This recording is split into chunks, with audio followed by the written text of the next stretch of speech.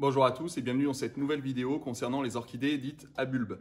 Donc la famille des orchidées à bulbes est très large, hein. On a du Miltonia, du Cambria, de l'Oncidium en jaune, du Zygopétalum également, et puis aussi du Paphiopedilum, le sabot de Vénus. Voilà, c'est vraiment une famille très large d'orchidées qui ont des caractéristiques assez communes. Donc pour l'entretien, vous pouvez se référer aux précédentes vidéos que j'ai fait sur les orchidées, notamment sur la Phalaenopsis, parce que l'entretien général est équivalent.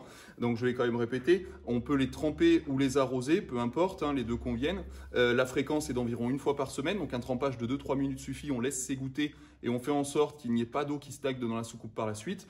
Et pour l'arrosage, c'est pareil, une fois par semaine, un bon arrosage. Et une fois que l'arrosage est terminé, on vide la soucoupe aussi. L'orchidée aime bien être hydratée par le dessus et même pulvérisée sur le feuillage, elle adore ça. Par contre, elle n'aime pas stagner dans l'eau. Donc il faut que l'eau passe, mais que l'eau ne stagne pas. Donc surtout pas d'eau dans la soucoupe, et ça c'est valable pour toutes les orchidées.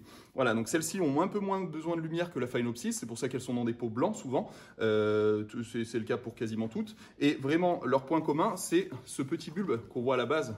Voilà.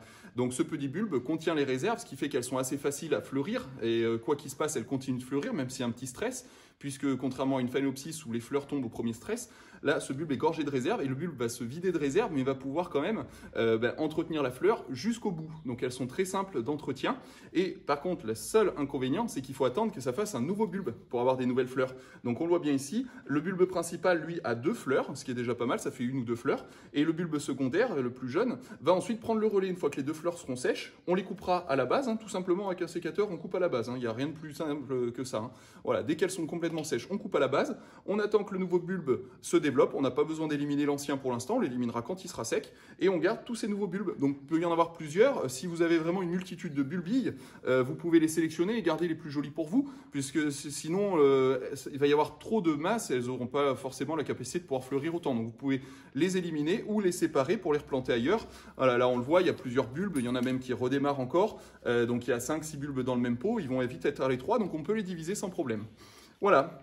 Donc pour l'entretien, après, c'est vraiment très simple. Je vous dis, il suffit juste d'attendre qu'il refasse un nouveau bulbe pour refleurir et en prendre soin, par contre, forcément, puisque si ce bulbe n'est pas suffisamment gorgé de réserve, la floraison sera moins longue, moins intense, voire n'aura pas lieu du tout.